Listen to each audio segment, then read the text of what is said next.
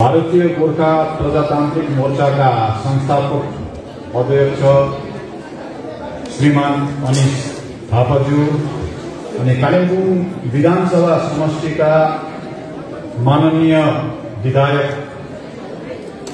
श्रीमान रुदेन सादा लेप्चाज्यू अनि कर्मचारी संगठनका सबै सदस्यवर्ग आज धेरै वर्षपछि झन्डै लगभग मैले यसो सोचेर ल्याउँदा सायद 12 वर्ष पछाडि होला फेरि यसरी कर्मचारी संगठनको यस्तो एउटा कार्यक्रममा भाग लिँदैछु। त्यतिखेर अस्थायी कर्मचारी संगठन भनेर नामाङ्करण गरिएको थियो, तर आज परिवर्तन भएर जिटिए कर्मचारी संगठन भएछ। तर तपाईहरुले बोलेको सुन्दै जाँदा तपाईको जुन समस्या छ त्यो समस्या अहिले पनि पूर्ण रूपले समाधान भएको रहेनछ। तर पनि हामी गोर्खा जातिबाट साधारण हुन्छौं। मैले अस्ति पनि मेरो एउटा सम्बोधनमा भनेको थिएँ, हामी 2008 सालमा कलकत्तामा बुद्धदेव भट्टाचार्यसित त्यति बेलाका मुख्यमन्त्रीसित बैठकमा बस्दा एक दिन हामीलाई भनेको थियो उहाँले, you people are so simple, साथै हामी साधारण किसिमका जाति हौ, हामी दुःखमा छौं, तर पनि अहिले तपाईहरु हर्षोल्लासको साथ यो दिवसलाई मनाइरहेको छ। मलाई खेद पनि लागेर आउँछ। त्यतिखेर यो स्थायीकरणको विषय लिएर हामी धेरैचोटि कलकत्ता गयौं। मैले अहिले सोचेर ल्याउँदा अन्तिम चोटि हामी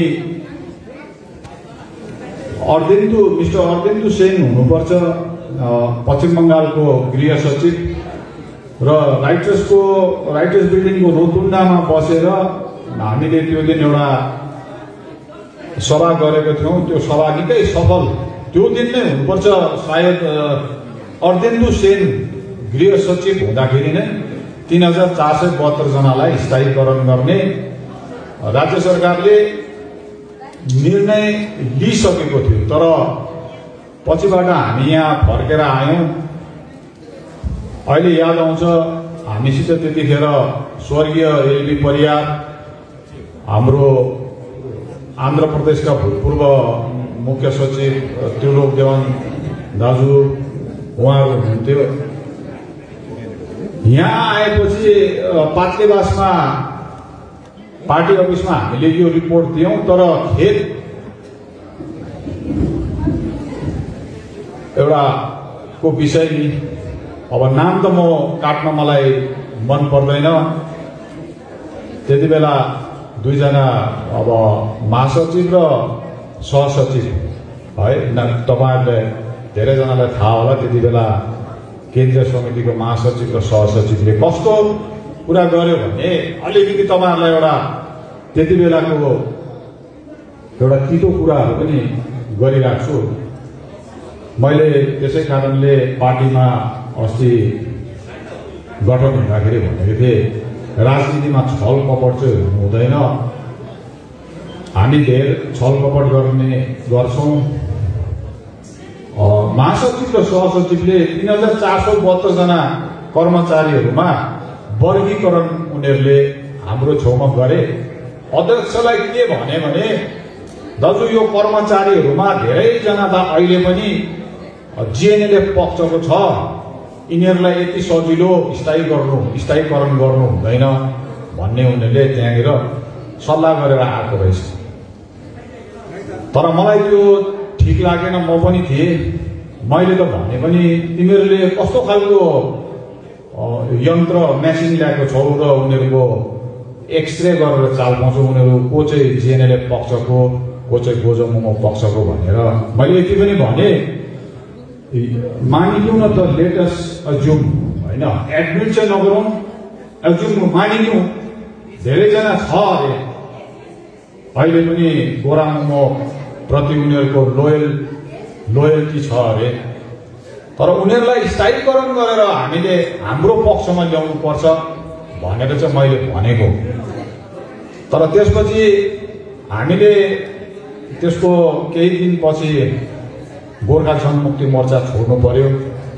अब त्यो तपाईहरुलाई सर्वविदितै छ के कारणले हामीले छोड्नु पर्यो। त्यसपछि यो स्थायीकरण विषय लिएर म त्यति विज्ञ छुइनँ अहिले, है।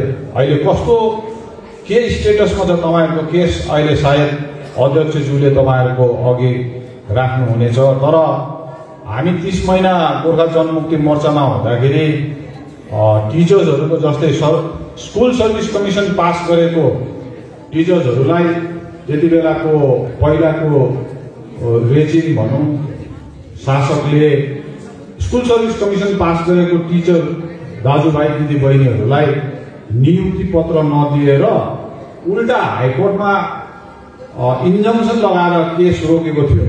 त्यसको चाहिँ मैले 2006 सालमा आफै यहाँ विधानसभाको चुनावमा उठ्दाखेरि नै उहाँहरूलाई वचन दिएको थिएँ, म हारे तापनि तपाईहरुको चाहिँ हाइकोर्टमा यो जुन चाहिँ स्कुल सर्भिस कमिसनको केस छ यसलाई म व्यक्तिगत रूपले तपाईहरुको केस हेरिदिन्छु भने। तर पछिबाट 2006 सालको विधानसभाको चुनावमा मेरो हार भयो। तर लगत्तै 2007 सालको आन्दोलनमा चाहिँ म गोर्खा जनमुक्ति मोर्चा भित्र पसिसकेपछि सबभन्दा पहिले मैले स्कुल सर्भिस कमिसनको भाइ बहिनीहरूलाई कसरी हुन्छ नियुक्ति दिनेपट्टि जाँदाखेरि धेरै पापर पेल्नु पर्यो हाइकोर्टमा पनि। त्यति बेलाको शिक्षा विभागको भारप्राप्त पार्षद है हुनुहुन्छ अहिले पनि उहाँ गुरुज्यू, हामीलाई पढाउनु भएको श्रीमान एनके कुमाईज्यू, कस्तो एउटा षड्यन्त्र रचेर उहाँहरूलाई अपोइन्टमेन्ट लेटर नदिएको। तर पछिबाट जित भयो हाम्रो र स्कुल सर्भिस कमिसनको टिचरहरू झन्डै 150 जनालाई नियुक्ति पत्र दिनुमा चाहिँ म बहुत लागे। त्यति बेला एक दिन मलाई के भन्यो भने त्यति बेलाको अध्यक्षले तपाईलाई के साह्रो हतार स्कुल सर्भिस कमिसनको यो के पहिला त सोध्यो यो एसएससी भनेको चाहिँ के हो। अब मैले बुझाइदिनु पर्यो। एसएससी भनेको चाहिँ स्कुल सर्भिस कमिसन पास गरेर क्वालिफाइड हाम्रो भाइ बहिनीहरूले विभिन्न स्कुलमा अपोइन्टमेन्ट पाउनु पर्ने, तर डिजिएससीले रोकिदिएको थियो हाइकोर्टमा र ट्रायल कोर्टमा उनीहरूले जितेको। तर फेरि डिभिजन बेन्चमा उनीहरू अपिलमा गयो इन्जङ्सन लगाएको।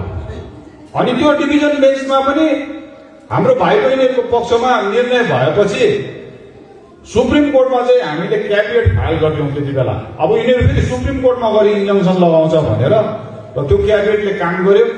उनीहरू सुप्रिम कोर्ट जानु सकेन र यहाँनिर झन्डै 150 जनालाई हामीले स्कुल सर्भिस कमिसनको पास गरेर आउने भाइ बहिनीहरू, त्यसमध्ये 2-3 जनाको त बिचरा एपोइन्टमेन्ट पनि नपाइकन मृत्यु भयो। यसरी स्कुल सर्भिस कमिसन त्यसपछि अस्थायी टिचर्सहरू झन्डै 240 जनालाई जस्तो मैले उनीहरूको स्थायीकरण गर्नुको निम्ति ठुलो सहयोग गरे, है। र त्यति बेला भन्थ्यो मलाई तपाईलाई के साह्रो हतारो यिनीहरूको नियुक्तिको विषय लिएर। मैले भने हेर्नुहोस् गोर्खाल्यान्डको आन्दोलन चलिरहन्छ, यो कहिले पुरा हुन्छ यो भन्नु सकिँदैन।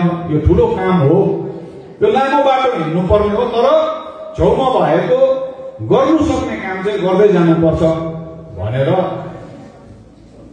अस्थायी कर्मचारीहरूको पनि त्यतिखेर मलाई अहिले याद आयो। स्वर्गीय एलडी परियार दाजु धेरै खट्नु भएको तपाईँहरूको विषय लिएर। यहाँ हामीले म्यापलमा ल्याएर राख्यौं दाजुलाई, अनि स्टेनोग्राफर टाइपिस्टहरू माग्यो हामीलाई, हामीले राखिदियौँ। त्यहाँनिर हिटरहरू पनि राखिदिएर तपाईहरुको डेटा कलेक्सन गर्ने काम चाहिँ त्यति बेला स्वर्गीय एलबी परियारले गर्नु भएको। तर अभाग्यवश हामीले पार्टी छोड्नु पर्यो। त्यसपछि जिटिए एकर्ड सही भयो। अब जिटिए एकर्ड सही हुनुभन्दा अगाडि गोर्खाल्यान्ड अटोनोमस अथोरिटी भन्ने एउटा ड्राफ्ट हामीले गरेका थियौं। हामीलाई जिम्मा दिएको थियो त्यति बेला अध्यक्षले, किनभने केन्द्रबाट इन्टरलोक्युटर विजय मदानले के भनेको थियो भने एउटा 2 वर्षको लागि एउटा अस्थायी व्यवस्था केन्द्र सरकारले दिँदैछ, किनभने बंगालमा लेफ्ट फ्रन्ट गभर्नमेन्ट जाँदैछ। अब 2011 को चुनावमा धेर थोरिनेहरू यहाँबाट सत्ताच्युत हुने एउटा हामीले देखेका छौं। त्यसपछि एउटा जुन चाहिँ सरकार आउँछ त्यो सरकारले एकदमै राम्रो फ्रेन्डली एउटा गभर्नमेन्ट आउँछ भनेर ममता ब्यानर्जीको तृणमूल कांग्रेसलाई त्यति बेला जसवन्तसिंहले भनेको थियो। र त्यति बेलासम्म चाहिँ तपाईहरुले एउटा इन्टेरिम एउटा अरेन्जमेन्ट हामीलाई बनाएर दिनुहोस्, जसलाई चाहिँ अन्तरिम व्यवस्था पनि भनियो। त्यसको ड्राफ्ट गर्ने अभिभावना चाहिँ म र हाम्रा सिनियरलाई अनमोल प्रसाद ज्यूलाई दिनुभयो। हामीले ड्राफ्ट बनायौं। त्यसमा नाम हामीले के दिएको थियो भने गोर्खाल्यान्ड अटोनोमस अथोरिटी भनेर। तर त्यो 2 वर्षको लागि मात्रै। त्यहाँनिर म्याद पनि लेखेको छ, यो इन्टेरिम अरेन्जमेन्ट चाहिँ यति तारिख, यति महिना, यति सालसम्म मात्र बस्छ। अब त्यो ड्राफ्ट कपीमा हामीले यो सबै कुरा हालेका थियौं है। अब यो स्थायीकरणको कुरो चाहिँ के हो भने यो हामीले उब्जाएको समस्या होइन, यो अघिको रेजिम, अघिको शासकहरूले यो लिगेसी भन्छ नि अंग्रेजीमा, कि लिगेसी 2 किसिमको हुन्छ। एउटा पोजिटिभ लिगेसी हुन्छ, एउटा नेगेटिभ।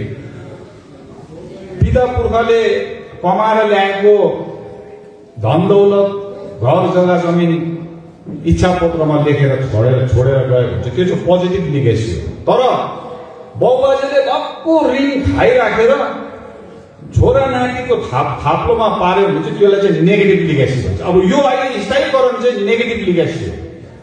त्यति बेलाको शासनले भनिन्छ नि, अब अहिले धेरैजना साथीहरूले भन्दैछ यो गोर्खाल्यान्ड टेरिटोरियल एडमिनिस्ट्रेसनले गोर्खाहरूको राजनीतिक आकांक्षा पूरा गर्दैन भनेर। यसमा आफ्नो आफ्नो इन्टरप्रिटेसन हो। गोर्खाल्यान्ड टेरिटोरियल एडमिनिस्ट्रेसनले राजनीतिक आकांक्षा कहिले पनि पूरा गर्दैन, तर बुनियादी आकांक्षा त पूरा गर्छ। तर खेलको कुरो गोर्खाल्यान्ड टेरिटोरियल एडमिनिस्ट्रेसनले आफ्नै कर्मचारीहरूलाई स्थायीकरण पनि गर्नु सक्दैन। नसक्नुमा राज्य सरकारको म त गल्ती देख्दिनँ। अब सम्झौता हस्ताक्षर गर्यो 2011 सालमा, अब त्यसलाई जेन्टलमेन एकर्ड भन्छ। मिलेको नि त्यो त। अब हामी यहाँदेखि उसो कुनै किसिमको झगडा नगरौँ भनेर सम्झौता गर्यो। एकर्ड भनेको सम्झौता, विस्फोट भनेको चाहिँ अब अमेल मिला झगडा हो। अब एकर्ड सही गर्नेले नै 5 वर्ष चाहिँ राज्य सरकारलाई पाखुरा सुर्काएर मुड्की देखाउँदाखेरि अब तपाईहरु चाहिँ त्यो साढेको जुजामा बाछा मिचाइ भयो। नत्र 5 वर्ष एकर्ड सही गर्ने मान्छेले, एउटा जिम्मेवारी बुझ्ने नेतृत्वले 5 वर्ष चाहिँ सरकारसित राम्रोसितले है डिप्लोमेटिकली काम गरेको भए राज्य सरकार हो। कहिले कहिले तपाईको मन चोर्छ, तपाईलाई टेस्ट गर्छ, तर मान छोड्नु भएन नि। तपाईलाई उदाहरण दिन्छु, म घरिघरि भन्छु नि, राज्य पाएर पनि पर्मानेन्ट पोलिटिकल सोल्युसन हुँदैन। उदाहरण दिन्छु म तपाईहरुलाई। अरविन्द केजरीवाल दिल्लीको मुख्यमन्त्री, फुल फ्लेजेड स्टेट भनेर दियो, तर अहिलेसम्म पनि अरविन्द केजरीवालले कतिवटा काम गर्दाखेरि दिल्लीको लेफ्टिनेन्ट गभर्नरसित झगडा गर्नुपर्छ। एउटा उदाहरण के हो भने अरविन्द केजरीवालले दिल्लीको त्यो मेट्रोपोलिटन सिटीभरि सीसीटीभी क्यामेरा लगाउनको लागि उसले निर्णय लियो। तर उसले सीसीटीभी क्यामेरा जडान गर्नुको लागि उसलाई लेफ्टिनेन्ट गभर्नरले पर्मिसन दिएन। 22 पल्ट अरविन्द केजरीवाल लेफ्टिनेन्ट गभर्नरको अफिसमा गएर यो विषय लिएर बात गरे। 22औं पल्ट पनि लेफ्टिनेन्ट गभर्नरले उसलाई पर्मिसन नदिँदाखेरि चाहिँ अरविन्द केजरीवालले अब चाहिँ म तिम्रो यो अफिसमा नै आमरण अनसन बस्छु भन्दाखेरि चाहिँ लेफ्टिनेन्ट गभर्नरले अरविन्द केजरीवाललाई सीसीटीभी जडान गर्ने पर्मिसन दियो। मुख्यमन्त्रीको त यस्तो हालत छ, तर उसले ट्याक्टिसले पुलिसको आँखा फुटाएन, पुलिसको गाडी जलाएन, उसले नन भाइलेन्ट सत्याग्रह अप्नाएर लेफ्टिनेन्ट गभर्नरकोबाट उसले कामहरू बनाए। त्यस्तो थुप्रै उदाहरण छ। म त्यसै कारणले भन्छु केजरीवालले कसरी स्ट्रगल गर्दैछ उसले आफ्नो राज्य चलाउनुको निम्ति, राज्य पाएर पनि। तर यहाँ आज साथीहरूले के भन्दैछ भने यो जिटिएले चाहिँ हाम्रो राजनीतिक आकांक्षा पूरा गर्दैन, यो जनताले रद्द गरेको एउटा निकाय हो, यो असंवैधानिक पनि हो भन्दैछ। शब्दहरूको चल्थे असंवैधानिक कसरी भयो होला यो गोर्खाल्यान्ड टेरिटोरियल एडमिनिस्ट्रेसन, साथीहरूले कसरी असंवैधानिक भन्दछ? जुन चाहिँ जिटिए चाहिँ त्यति बेलाको गृहमन्त्री पी चिदम्बरमको प्रेजेन्समा राज्यको मुख्यमन्त्री बसेर दिएको निकाय कसरी असंवैधानिक हुन्छ? असंवैधानिक भनेको चाहिँ अनकन्स्टिट्युसनल हो। उहाँले भन्नु चाहेको चाहिँ सायद संवैधानिक मान्यता नभएको भनेको होला, तर असंवैधानिक भनेको चाहिँ अनकन्स्टिट्युसनल, कन्स्टिट्युसनको विरुद्धमा बुझ्छ त्यसले। आज साथीले के भन्दैछ? जिटिएको अस्तित्व नै रहँदैन, यो जनताले खारेज गरेको हो र जिटिए अब बस्दैन, जिटिएको चुनाव नगर्नुहोस् भन्ने पनि उहाँहरूले चर्चा गर्दैछ। त्यो ठिकै होला। उहाँहरूले केन्द्रमा चलाउँदै गरेको त्रिपक्षीय वार्ताले यदि गोर्खाल्यान्ड टेरिटोरियल एडमिनिस्ट्रेसन भन्दा पनि शक्तिशाली अनि तपाईहरुको कर्मचारीको सम्पूर्ण रूपले स्थायीकरण गरेर एउटा कुनै निकाय दिन्छ भने हामी त्यसलाई स्वागत गर्छौं। तर केन्द्रको जुन चाहिँ पर्मानेन्ट पोलिटिकल सोल्युसन अहिलेसम्म क्लियर कुनै त्यसको रूपरेखा हामीले देखेका छैनौं। कति समय लिन्छ त्यसले त्यो पनि हामीलाई भनेको छैन र त्यति बेलासम्म यो गोर्खाल्यान्ड टेरिटोरियल एडमिनिस्ट्रेसन रहन्छ। अनि गोर्खाल्यान्ड टेरिटोरियल एडमिनिस्ट्रेसनको एक्ट राम्रोसितले पढ्यो भने 2011 सालमा सम्झौता गरेर दिएको गोर्खाल्यान्ड टेरिटोरियल एडमिनिस्ट्रेसनलाई वाइड रेन्जिङ पावर छ, वाइड रेन्जिङ पावर छ। यसलाई अटोनोमी पनि धेरै बढाएर दिएको छ दार्जिलिङ गोर्खा काउन्सिललाई भन्दा। तर साथीहरूले राम्रोसितले यो कानून पढेको छैन।